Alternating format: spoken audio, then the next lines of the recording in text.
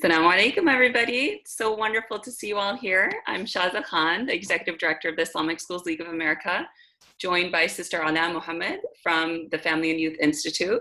We are so happy to have you all joining for this resilience training for teachers. As the Executive Director of the Islamic Schools League of America, I am able to partake in many different conversations with teachers and just hear what you all are doing, and also with my own work, realizing just kind of the stress that we've all been thrust into, the challenges that we're all facing, each of them unique, but in particular with teachers, a whole different element of trying to maintain continuity and connection for our students amidst all of the changes happening with COVID-19. And so I was really excited when I saw the FYI's toolkit come out for the COVID-19 pandemic and how we can all just try and maintain our own wellness. And I was excited that they accepted the offer to come in and provide this training, in particular for teachers who are juggling many different things. With Islamic school teachers in particular, we know that the majority of them are women and are also managing the schedules and education of their own children while trying to learn this entirely new platform for teaching. So with all of these different challenges, it seemed like it was something that we really needed to do, was focus on our own well-being and how we can manage these different roles that we're playing. So without taking too much time, it's just kind of the background for why we requested this training. We're so happy to see you all here. I do want to mention that the Zoom webinar has capacity up to 100, but this is being live streamed on Facebook as well. So you guys are welcome to find the FYI's Facebook page and inshallah find this live streaming on Facebook if your friends are unable to join. So just a few kind of housekeeping points. The chat is disabled and you are unable to speak, as you may realize as you're joining our webinar. But we invite you and hope that you use the Q&A box here on Zoom at the bottom panel of your Zoom screen to ask any questions that you have as you're hearing Sister Alaa speak. And Sister Alaa will speak for about 20-25 minutes, and inshallah the rest of the time will be used for Q&A. So although you cannot, actually vocalize your voice, you can absolutely ask your questions in the Q&A. So without further ado, I'm losing my speech here. Without any more time taken from me, I'd like to ask Sister Alaa to please briefly introduce herself and get right into her talk. Awesome. Thank you so much, first of all, for having this platform for us. And like you said, just Hamza, it feels good to be able to offer something for the teachers, knowing that you guys are on the forefront doing a lot of picking up the pieces right now. But my name is Alaa Mohammad Shareef, and I am a researcher and speaker with the Family and Youth Institute. My area of research is the history of Muslim mental health, or mental health in the Islamic history. And my biggest interest is eliminating stigma around seeking help in the Muslim communities. And just open talk about mental illness and whatnot. I'm a product of the Islamic school system. I've been a student of Islamic schools growing up. And my mother has been a teacher for a long time in the Islamic schools. So I currently and have been for over 10 years teaching in Islamic schools.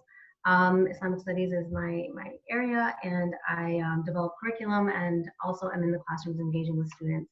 So I'm also learning the online virtual teaching thing and trying my best with it. So inshallah, this is coming from research, whatever I am going to share with you today in this training, as well as experience. So I'm going to share my screen right now and start this presentation, inshallah, as long as I can get it all worked out. Okay, so again, this is a resilience training for teachers, hoping to talk about building self-care techniques, mitigating burnout, and maintaining a work-life balance. Again, the Family and Youth Institute is a research and education institute dedicated to providing research and resources for and about American Muslim families and youth. So I'm just going to jump right into general corona wellness during this time of the COVID-19 pandemic, and how you can help yourself be well with all of the news that's happening. And my first of all recommendations is to be on an information diet. Be deliberate about the information that you let in and how much of the news you want to digest, and know when it has become too much. Because there is an impact on your, like the news has an impact on your response to the situation. So if you want to be your best self in the different roles that you will be in, this is one of my first recommendations. And then to be up to date with the news, I would recommend making sure that you are referencing or reading up on reliable resources. And that is something that inshallah we will share at the end when I introduce the FYI toolkit that Shaza mentioned at the beginning. So making sure that you are using reliable resources, meaning if you're in a million WhatsApp chat groups like I am in, and you're receiving all of these different messages of, the miracle way to get rid of this or whatnot, just kind of determine how much of that you actually want to read. Skip through it, skim through it. Probably don't even open your WhatsApp groups at all if you see that there are some that just continue to send many things without an actual reference of where it's coming from. So that's very important because it could be very overwhelming, and it can really leave you in a, I guess, a state of just random thoughts and just kind of that overwhelming state. And that's when point 2, which here is labeled as point 1 again, but having a safe middle ground approach. That is very important because you want to be familiar with what thoughts you're having. There's rational thoughts and there are irrational thoughts that are associated with, whatever is coming your way. So to educate yourself, that's rational, right? To say, okay, I want to stay informed, but then to have paranoid thinking, for example, just constantly thinking about what is happening, constantly trying to learn up on, the latest numbers of deaths, or, what city has it the most, and just kind of being constantly thinking about it. Whereas being vigilant it's a rational approach. You want to know that, okay, some areas here are safe, some areas are not safe. What can I do? Versus being obsessive or having obsessed thoughts that everybody, for example, is, capable of passing this on to me, or I'm going to get sick, or this is, going to lead to my death, or my family member's going to die, and just kind of having that obsessive thinking that leads to extreme thoughts. Taking precautions is very rational. So learning about how to protect yourself, how to protect your family, and then taking those steps forward.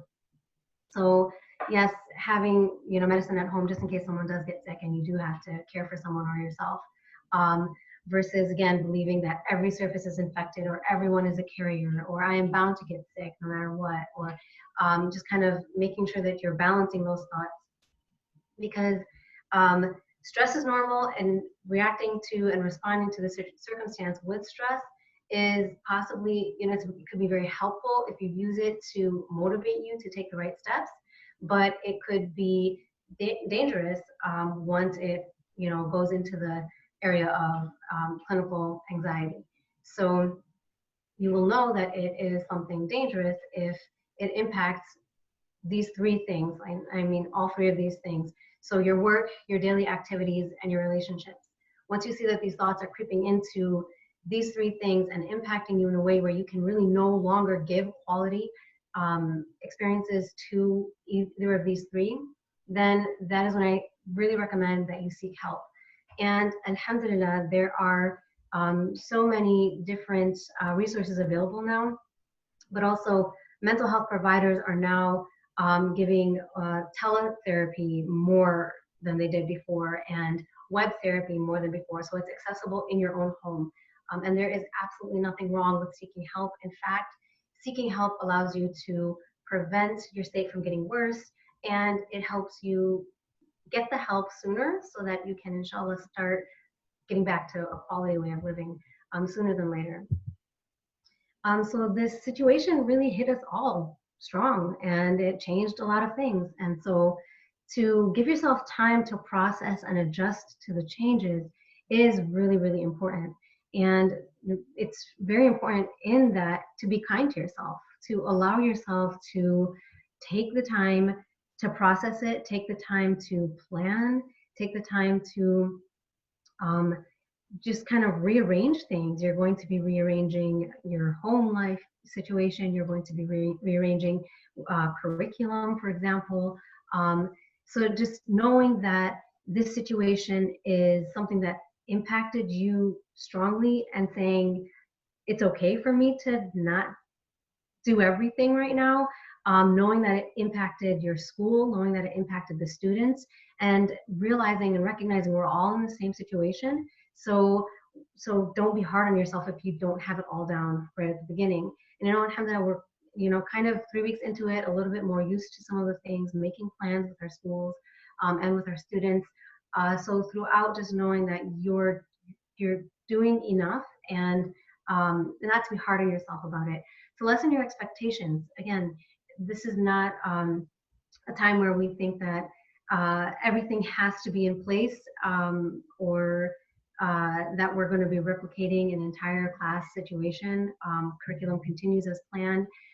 So to lessen your expectations, and also clarify those expectations with the admins, and clarify your capacity. So communicate your capacity with your admins early on, your administration, the other teachers if you have to, knowing that my situation at home allows me this much time for work, allows me this much energy, and being able to communicate that early on, because it really helps you prepare, and it helps the others, including your administration, prepare for what you guys can do moving forward. And this one is really important. I'm going to spend a little bit of time talking about the work-life balance and how you must compartmentalize. A piece of you goes to work, a piece of you goes to family, a piece of you goes to yourself, and each one of those categories, excuse me, each one of those categories is a lot in itself. So to be able to give that mental, flexibility, or that free space for work, and now I'm only thinking about work, allows you to give your best, whatever your best is right now, to that area, to work. Similarly to family, when you're thinking about family, it's family only. When it's self, and now self oftentimes gets pushed aside, we end up doing more for the other areas because we don't want to fall short in other areas, but sometimes we're okay with falling short with ourselves, and that can be very dangerous. It actually can lead to burnout. And I'm not sure why my numbers are both 1 in each of these slides, but that second point, preventing burnout is really important. Burnout is when you do allow more time for the other categories and completely neglect self-care, completely neglect yourself, or even fall short with yourself. If you do that, then you really are not allowing yourself to give your best in the other areas, because we do need to de-stress. We do need time to actually process and have a clear headspace in order to offer our quality work to the other areas, work and family. So as you can see, that idea of having equal parts for work, for family, and for self, and then separating the pieces, so that when you are working in each one, or when you are involved in each one, you're fully engaged. And the hadith I have at the bottom right there says to always adopt a middle, moderate, regular course whereby you will reach your target, which is paradise or peace, right? And we've always been, in our faith, always recommended to take the middle ground, to be moderate, to be able to actually create that balance in all 3 of these areas. That will be necessary, inshallah. So more about work. just what can you do to give your best self in this circumstance. Again, I'm not recommending that you think you have to be a full teacher now online the same way that you did in your classrooms. I'm suggesting that you kind of bring down those standards, not bring down the standards, but the expectations. It's not about giving a full lesson, but maybe breaking down the lesson so that you give them a piece. At this time, students are, you want them to be busy with something, but not to be overwhelmed with yet another thing, because students are experiencing what we're calling a pandemic, something that we did not expect to experience. And it could be a very traumatic experience for so many people. You have stores that are closed, curfews now, people can't leave the house. This could be something that ignites fear in homes, and you don't want school now to be an additional stressor, not for the students, nor for yourself. And so what I'm recommending here is that you exhibit the same level of leniency on yourself that you want to and should actually exhibit with your students. So that is one thing from the student's perspective as well as the teacher's perspective. You're at home now, being your parent. If you're a parent, you have children to look after now. You have other roles to balance, perhaps responsibilities in the home, or a spouse that you're interacting with more frequently now, or parents that you live with, or siblings that you live with. So there are so many different roles that are just merging, and you want to be able to not make work an additional stressor that just totally leaves you in a place of, I can't do it, I can't do any of it. And that last point, where I'm suggesting this idea of a growth mindset, being able to look at work right now as, hey, I'm learning something very new. And in a way, if you haven't been doing online schooling before, you're learning so many new things at once. If you have, a number of students, you're learning to interact and engage with students in a setting that you aren't actually physically seeing them. And so there's a lot that you're learning, or, picking up in terms of the classroom, the way the classroom will work, the way that you yourself will present your curriculum, what parts of the curriculum now can you prioritize over the others. So to kind of be proud of yourself, to say, hey, this is a good thing, and to find the beauty in your place right now, learning and growing. And hopefully that should be a motivating factor, not something that you're just burdening yourself or making it feel like it's a burden and now having a negative feeling associated with it. With that said, it is hard, which, a lot of it is new to a lot of people. Reach out for help. Don't try to do this on your own. There are so many people in a very similar situation. So if it's getting help from admins, or getting help from your tech support at the school, or getting help from other teachers that are in a very similar situation, do that so that you're not in it alone. And that leads to that last point of create or join teacher support circles. So having the support can really push you through and make the learning process something not, a burden, but kind of enjoyable. I did want to mention that there are support groups out there for teachers. And I know that I came across some on Facebook. But also for myself, for example, at the school that I'm teaching with, we have a WhatsApp support group, and it's a separate group from our actual interactions about school stuff. We literally are just sharing support with each other and keeping each other updated on our health, and that really helps. So that's something I wanted to throw out there. If you're interested in creating a support group, maybe with the people that are here, maybe make note of that, and then you guys can kind of connect afterwards. Definitely sign up for the link that we'll post at the end. That'll kind of keep you engaged with what we have to share. So the family portion of your work-life balance. So some of the suggestions I have are to make sure that you're communicative. Communicate your needs, communicate your emotions, communicate your responsibilities. And this means when you are working or about to work, let the family members in your home know this is time I'm setting aside for work. I need space right now. I need 35 minutes, or I need this hour of complete, just me. Or if it's not even work, I need, and what we'll talk about when we get to the part of self-care, I need time for myself. Communicate that.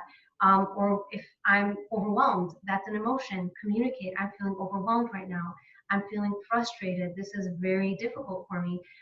Communicate those emotions without actually saying them with negative emotions. So kind of making sure that you're not showing that frustration, but communicating the actual emotion itself, so that you can prevent actual like tension. When there is a well of emotions, it's very difficult to not let that seep onto another person or another circumstance, which is why it's really important to make sure that you're staying in tune with how you're feeling and able to articulate those emotions, hopefully to prevent that. And again, de-escalating a situation may actually require not communicating. It might mean you have to step away from a situation, and I think you should, allow yourself to be comfortable with saying, what, the situation needs, to be, put to a close, and I'm going to walk away from it. We'll come to it later when, there are no emotions in the picture. And you can talk clearly about the circumstance that's possibly causing frustration. So family meetings, I recommend, and I think that, it's never too late to have one, to get everybody on the same page, to, make sure that your spouse knows what your needs are. Make sure that you and your spouse kind of, split these responsibilities if needed, or family members, if, you don't want somebody walking into the door while you're doing a live session, for example. You want to communicate that stuff and kind of all be on the same page. Also, I know that a lot of parents or teachers that I was working with, some of the problems that they're having at home is, their young teens not being on the same page about the virus and not getting why they should stay home or not wanting to stay home, and that causes frustration. And that's a huge distraction for being, able to actually work, calmly. So, and this is one thing I do want to point out. We do have resources on talking tips. So whether it's a young child or a teenager or a young adult that you want to be able to talk to about this circumstance and the seriousness of it, you do want to do that so that you're all on the same page, and hopefully that would eliminate frustrations around the issue. House responsibilities, I do recommend taking shortcuts. I mean, now you have so much happening in your home. So if it means using paper plates and plasticware, or making sure that you delegate tasks and you make sure that others in the family are also, participating in, housework, if that's, something that keeps adding up, making sure you kind of teach the children or your kids, if you have young ones, to play with one toy and then put it away. And then maybe you want to have that conversation where this is an extra important time for you to help mama, put the things away, or for you to help your dad put the things away.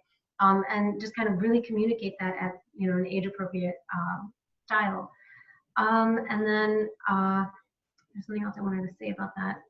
If it comes to me, I'll get back to it, inshallah. But to praise behaviors. So right now we're all in a new circumstance. So, we know psychologically, if you want to if you want to teach a new behavior, as you're teaching it, you praise it at the beginning until, it's been practiced.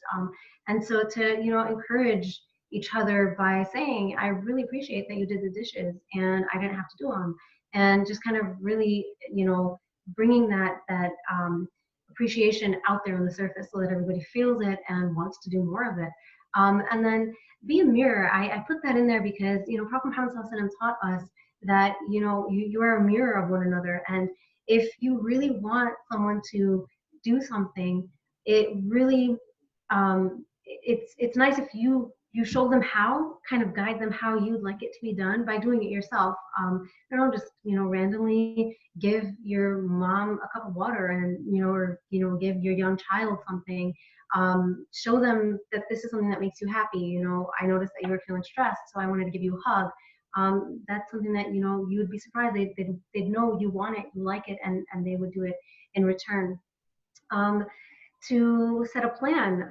So 1 hour goes a long way. So sitting down and actually planning and organizing what you want to do moving forward with the family, what changed in the house, how can you make or create a sense of normalcy for this circumstance.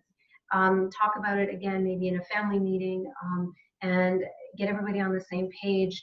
And again, this whole idea of you spend this time, because sometimes we like to say there's no time for that. I'm really busy, but this is time well used, as it will help you save time and stress later on.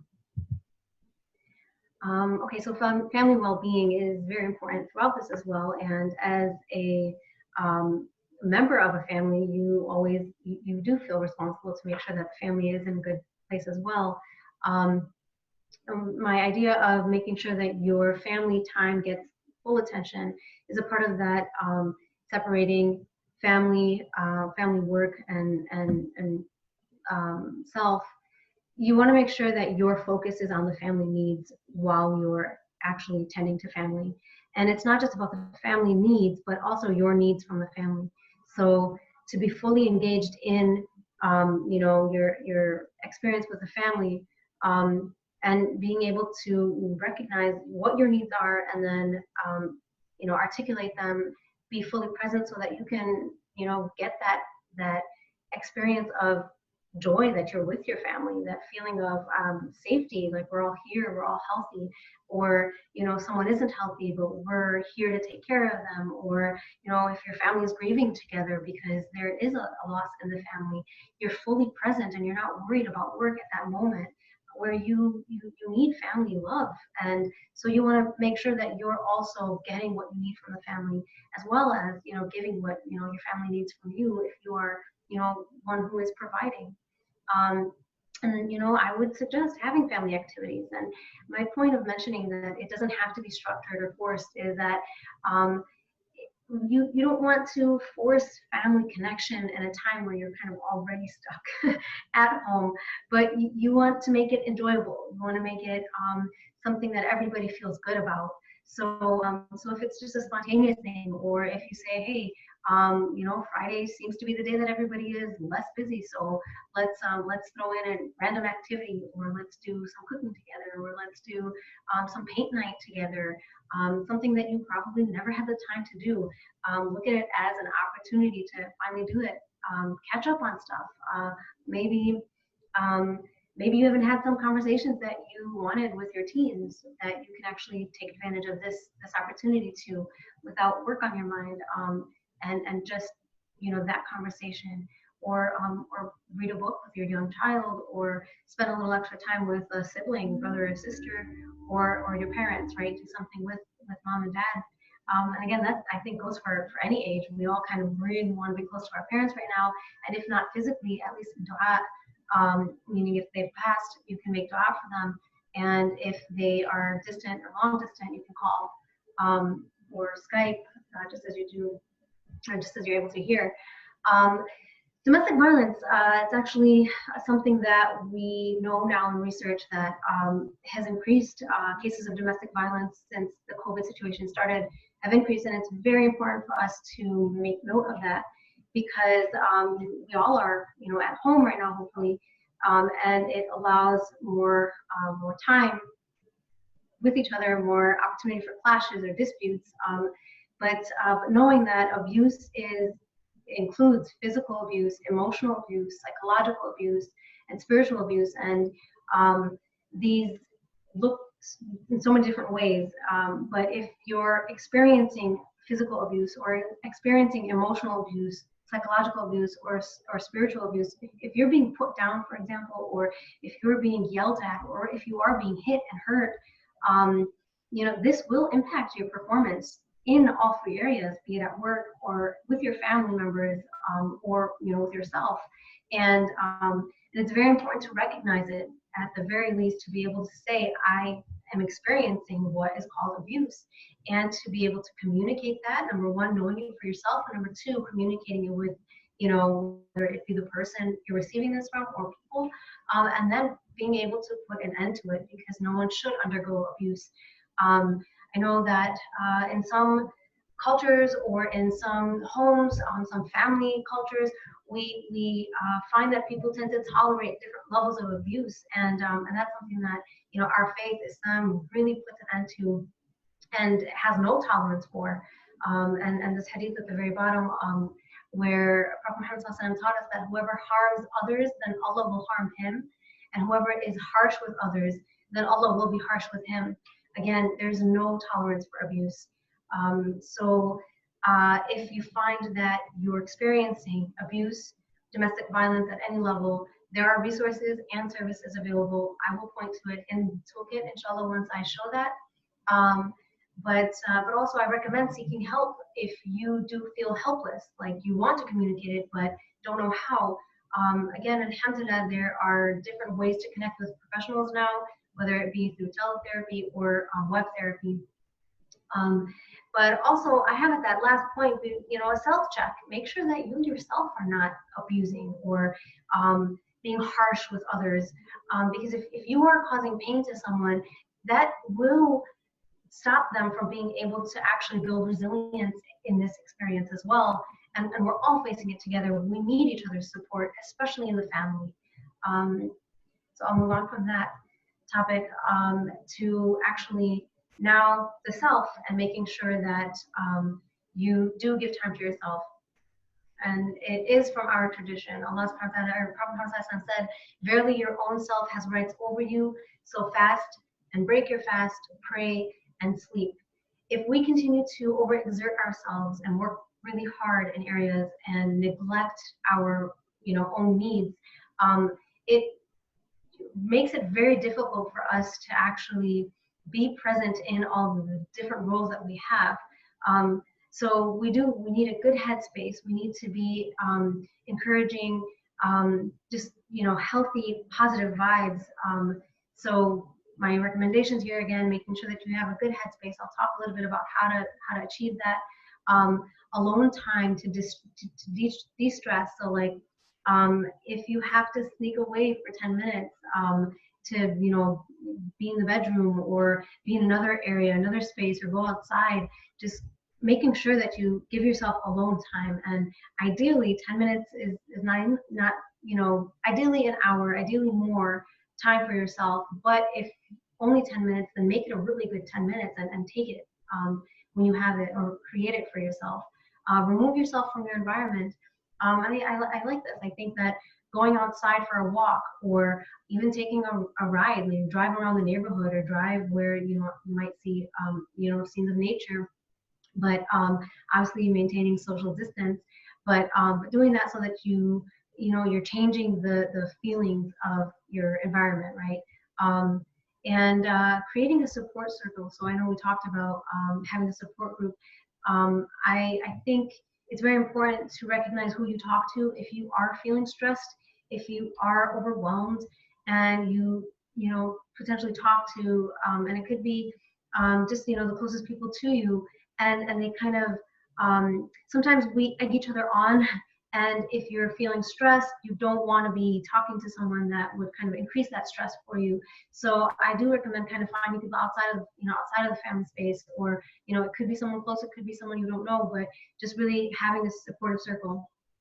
Add something that brings happiness. So things that you like, and candles seem like something simple, but if it brings a new feeling to your environment around you, or making yourself that cup of coffee that you want, or enjoying that coffee in the morning as you time, as something that you're doing by yourself, for yourself, but doing it deliberately or intentionally, and adding anything that brings you happiness.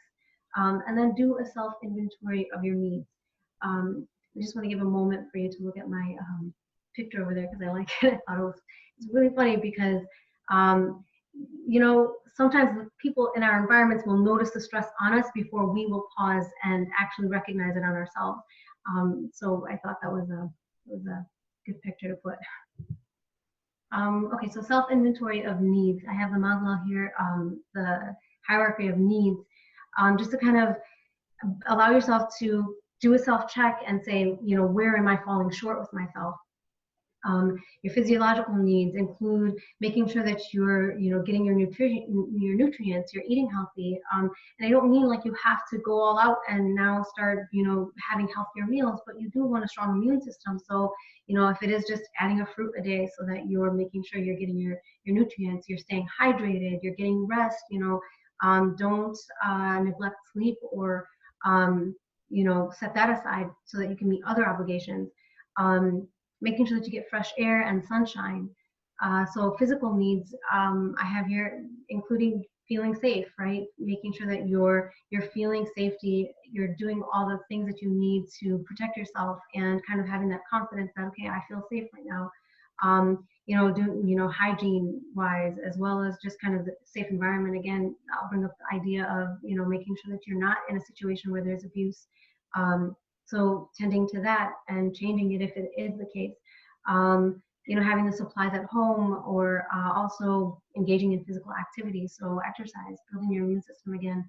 And also exercise creates that good, positive, emotions, releases stress endorphins. And so, being physically fit or physically active is also very helpful. Even if, again, it means just walking for an hour or 20 minutes or so. Social needs. So social needs includes, social distancing, but also staying connected virtually, staying connected with your family, staying connected with, people online if that helps, having fun family time, making it enjoyable. Some of the things that we kind of already said. So there's also the idea of connecting with family instead of worrying about family. And I know that that's something that, a lot of people feel helpless for family members that are long distant. And so the recommendation is to call them, talk to them, hear their voice so that you're not stuck in thought worrying about them. Community needs and social or societal needs. So there are so many different ways to connect with community. We're doing this webinar right now, for example. Seek those out. Seek something that, kind of fills you up and makes you feel like you are connected. Maybe doing things like helping, donating.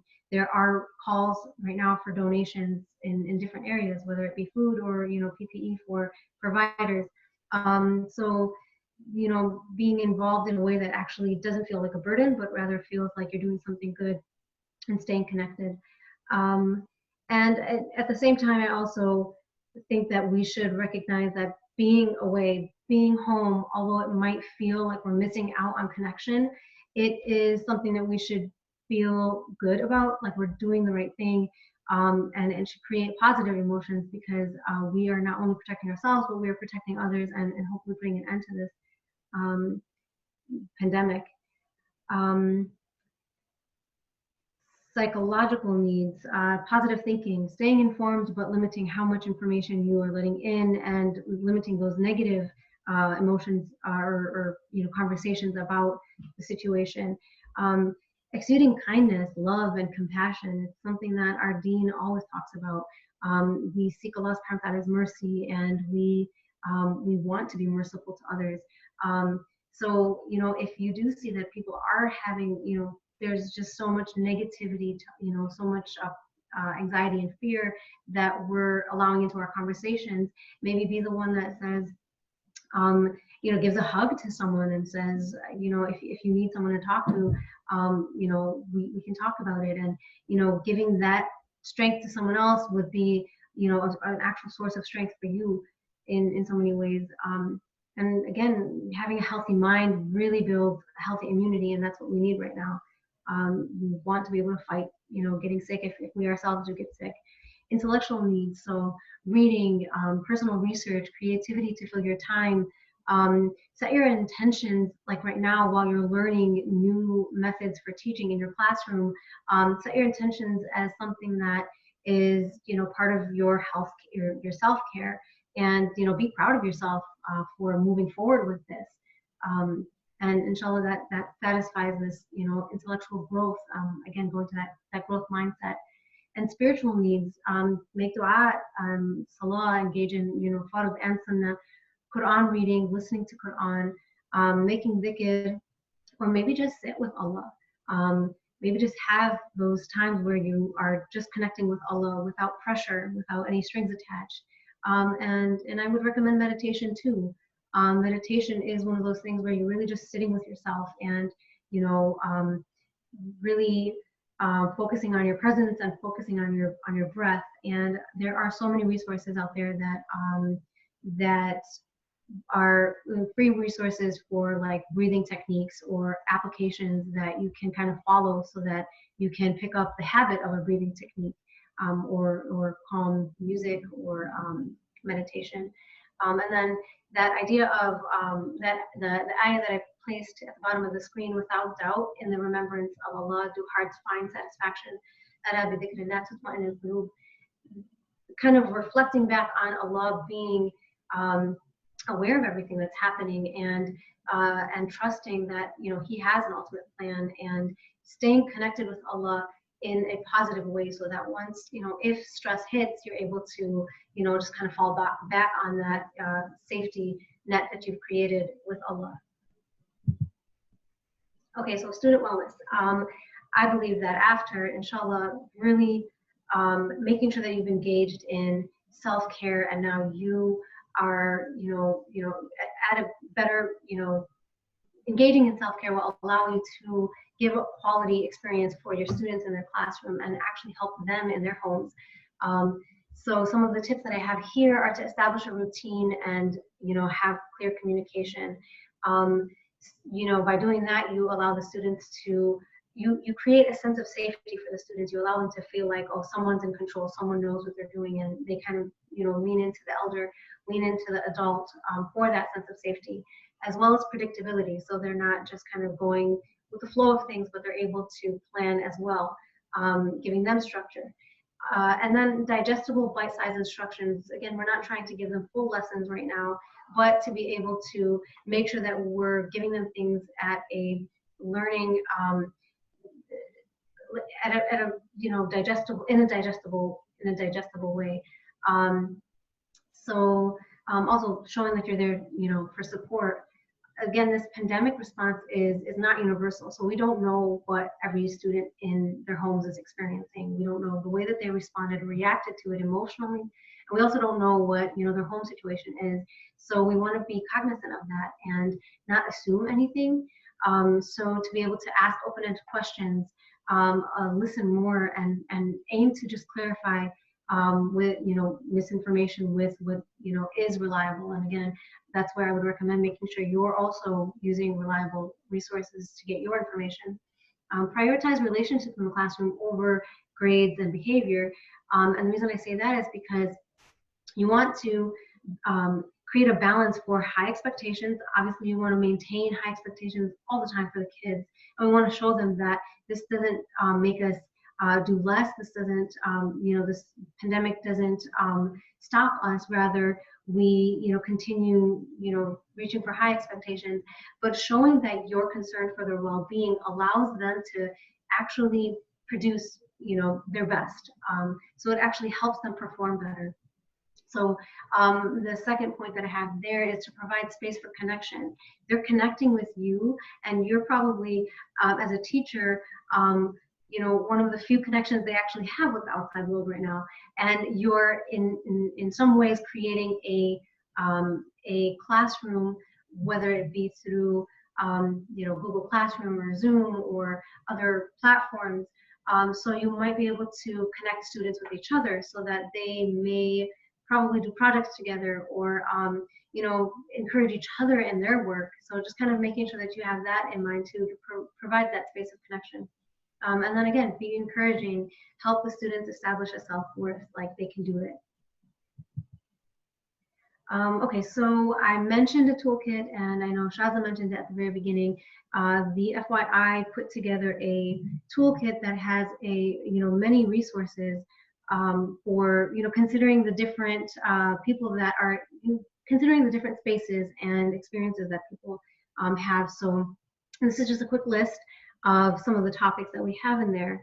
You know, enhancing relationships in the home, parenting resources, which I think teachers would also benefit from. But what I want to highlight is the teaching during quarantine section that we have included. And that's a section that once you guys, if you can look it up, and I should have probably put the link up here, but if you see right there, it's thefyi.org/toolkits, or just go to thefyi.org and you'll hit the toolkit tab, and the COVID-19 toolkit tab is the first one. Yeah, and Alaa, I just added it to the chat, so everybody should have the link there as well. Perfect, perfect. So, so feel free to go through the whole toolkit. You may find that it can help you in different areas that you may be experiencing. But for purposes of this training, the teaching during quarantine area, which I hope to continue expanding on, offers talking tips, for example. So once you click into these links, you'll find that there are talking tips for how to engage in the actual conversation about quarantine and kind of settle the stress, relieve the stress for the students as well as yourself in that experience. Teacher self-care, so we have a lot of tips for teacher self-care, detailed suggestions, right? So that you don't have to work so hard to think of ways to, engage in self-care for yourself. Free teaching resources, there's so many on subject material. We're talking about math, science, reading. So you don't, again, have to work too hard to develop a new type of, curriculum so you don't have to develop online material or material that you can, share online for your specific curriculum. So many activities and projects that the kids can do. So just kind of look into that. There's so much. So again, you don't have to do all the work. We kind of did that for you. Student support. So there are services and support and helplines that are also available that you can find. And then also resources for special education. Something that I hope to, inshallah, add to the toolkit is resources for Arabic and Quran, teaching, making sure that you also have resources, whether they be videos or small lessons for your Arabic lessons that you would teach. Inshallah, look for that. So we need you. So inshallah, moving forward, we are preparing a Ramadan toolkit. We have one already, but what we want to do is add what the Ramadan experience may look like in this COVID situation, resources for our Muslims, so that you feel like you get the full Ramadan experience. But we want to hear from you about what you think you would need to help make this Ramadan a great experience for everyone. So finally, there's that link if you want to sign up for additional resources or information about the teacher training after this webinar. Hopefully Sada will also add that link into the chat. And then I want to open up to questions if anyone has. Yeah, actually, Alaa, do you mind if I just talk for a few seconds? So in the chat, I've listed a number of things. So there's the link to the toolkit, and then there's a link to the needs assessment survey. And specifically, the FYI is looking for folks to fill out this survey who are in a younger cohort. So if you could actually do us a favor and send it out to your students. We have, alhamdulillah, over 400 plus responses already, but looking at the data, we noticed that there's kind of a specific age gaps. And so if folks could send that survey link out to your students, that would be really super helpful for us. And then I'm also going to add the link to our listserv. If you sign up for that, inshallah, we'll be sending the recording of this video to the folks who sign up, and also those who registered for the webinar. And if I could just kind of make note that if you follow us on social media, the FYI is available on social media. Also kind of signing up for our mailing list. We do send out regular tips and resources for activities at home that I think would also be helpful. I can put a shout out on my own too. Thank you so much, Sister Alaa. Jazakumullah khairan for so much really valuable information. I'm excited that we'll be able to look through that, these resources, inshallah, when that's sent out tomorrow, and be able to kind of really be able to process it. And one of the things I had intended to ask you guys was to just think about, what is the one thing that you really feel like you need right now as a teacher? And, it's okay that we didn't start there, but after hearing many different aspects of how we can be able to create more wellness for ourselves, what's the one thing that you think you can take right now, today, and implement, and just really think about that. So I hope that there can be at least one takeaway that all of us can have, including myself, and inshallah be able to implement that in our lives today. One of the things that I neglected to do was tell you guys about the Islamic Schools League of America and where we function, and it fits in well with what Sister Alaa was saying about finding a support network. Alhamdulillah, the Islamic Schools League of America has been around for 20 years now, and has served primarily to really support Islamic schools around the United States. One of the ways that we do that is through our email discussion group. So kind of the precursor to WhatsApp.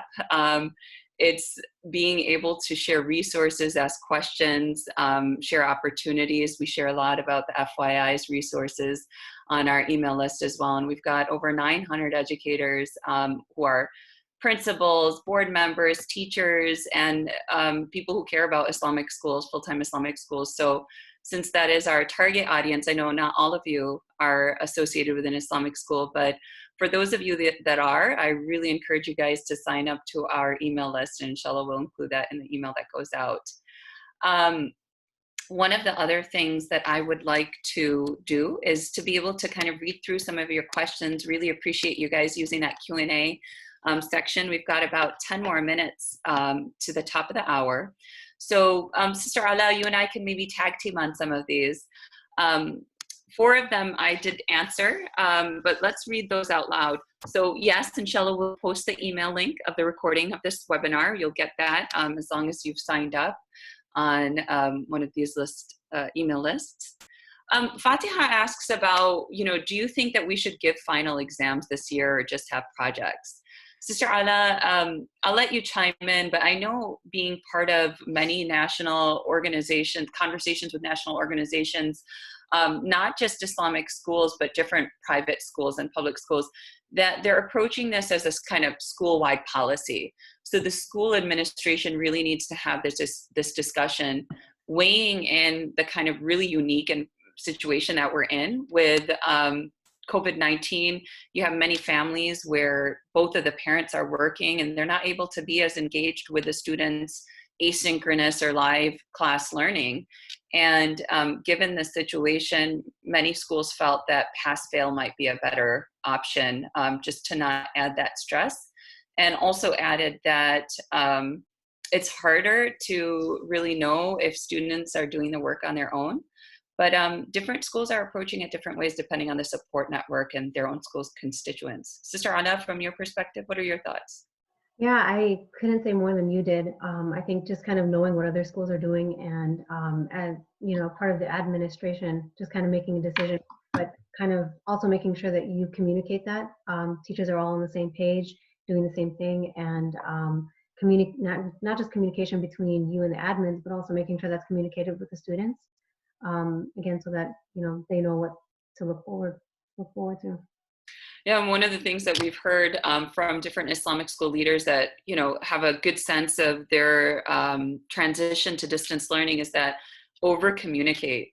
And I think I heard that too, Sister Alaa, in your presentation, that even with the challenges that we're facing at home, communicate. Don't assume that your spouse realizes how difficult this transition is for you, for example. And I think that it's, being able to be vulnerable with our household members is often very hard. There's often a lot of underlying issues, trust and our previous relationship, and just how our relationship has been going and the health of that. But if there was a time where we really had to depend on each other, it's right now. We're stuck with each other, for better or for worse, for the next several weeks at least. Inshallah, we hope longer. But to be able to openly communicate, I think, is key, both in the school setting as well as at home. We had somebody ask, kind of comment, and this was something that hit my green heart too. It was a suggestion Sister Alaa made about using plasticware, perhaps, just to alleviate the burden of housework. And Sister Sunda says that I'm shying away from plastics because we're trying to teach environmental awareness. So how do you recommend that we balance that? Well, thank you for, putting that out here because, sometimes it is a matter of just, you have your values and you say them and you share them with others. And, maybe having one dish per person and making sure that everybody's, taking care of their own dish type of thing. Or, I think there are alternatives to plasticware, paper, for example, or yeah, again, just having one dish. But no, I love that you said that. This is not a time where we compromise our values because we're going through a pandemic. You hold to your values and get creative and figure out how you want to satisfy, every one of your needs. I think sometimes being able to, that family meeting where we could just even talk about our values and say, okay, these are the values that we hold as a family. And sometimes you dictate them to your children, and sometimes, it's appropriate, of course, for them to also add in theirs. But something like environmental awareness might not be something that all family members hold, but that's part of being that family unit and respecting each other's values. And so I think that having that discussion is important. Omera asks, appreciated the advice on creating and joining a support group. Any advice on finding a balance between offering friends and family support during this time and taking a break from all the corona-related discussion? For example, should we set group norms or ground rules for a support group?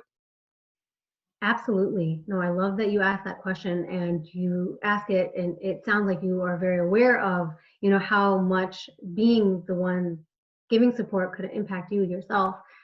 So definitely setting ground rules, but also making sure that you're engaged in self-care.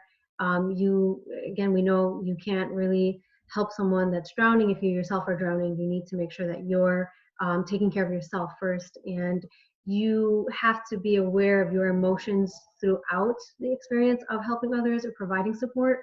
The moment you start seeing this is too much for me, you want to put an end to it. So you have to be aware to get to that point of being able to say, this is too much for me. And then, sometimes the support we're giving is beyond our capacity, and we have to recognize that. We need to know when to refer to the professionals. There are professionals out there who have done the training, and, we might actually be prolonging someone's, process and preventing them from getting healing right away. When we continue to try to offer the support beyond our capacity. So that's something that I would recommend looking into what's already out there, and support groups that kind of already do have a professional in them. I know, Hamza, there are quite a bit of, Islamic support groups that are done web-based now, for women, for example, during this time, or, other ones. And I hope that was helpful. Yeah, so being able to establish some ground rules when needed and recognizing when you're providing support, it's beyond your own capacity, where the problems are really larger. For example, in the case of domestic abuse or child abuse, if you know that that's something that you're hearing, that to be able to refer the person to a professional in those instances. Sister Omema asks, do we have permission to share your slides with parents, with school members and parents maybe? I added the school members, like staff, colleagues. I'm sure. Yeah, I didn't think about that. As long as, the FYI logo stays on them, absolutely. Share the khair if you find khair in it. Inshallah.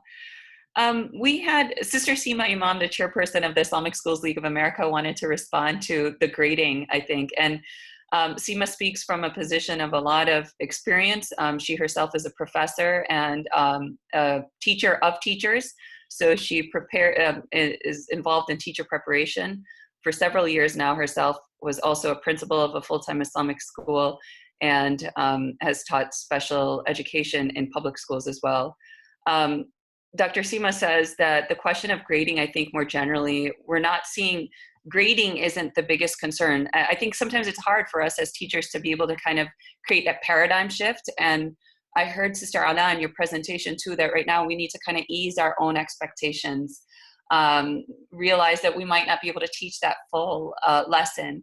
And I think when it comes to assessment, that's what Sister Seema is also highlighting here, is that assessment needs to be reevaluated and reframed, because the most important thing right now, Dr. Seema says, is that feeling that we're not alone, being able to provide those connections, that social emotional element, and that support system is really important as well.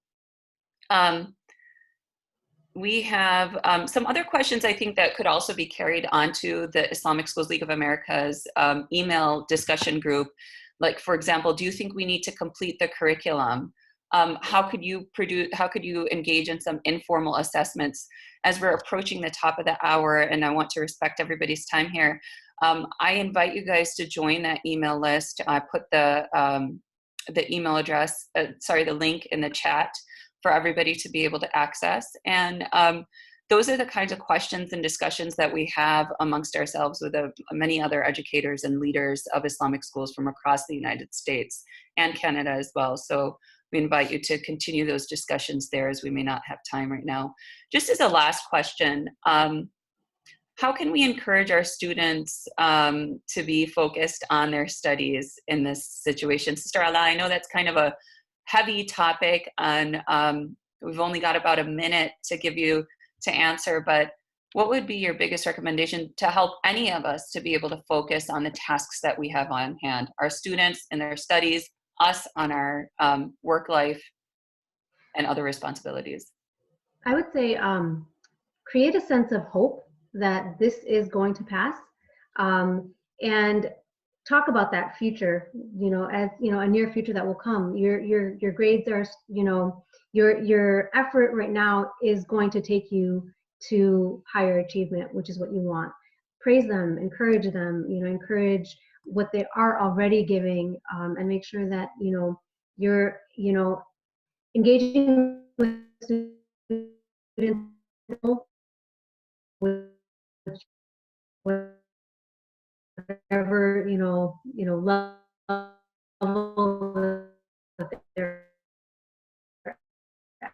at. So whatever they're providing, whatever they're giving, encourage, pray that it is their best, given that,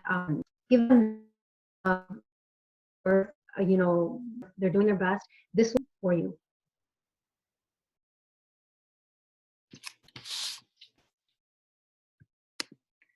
And I'm not sure if it's Sister Alaa's internet or mine that is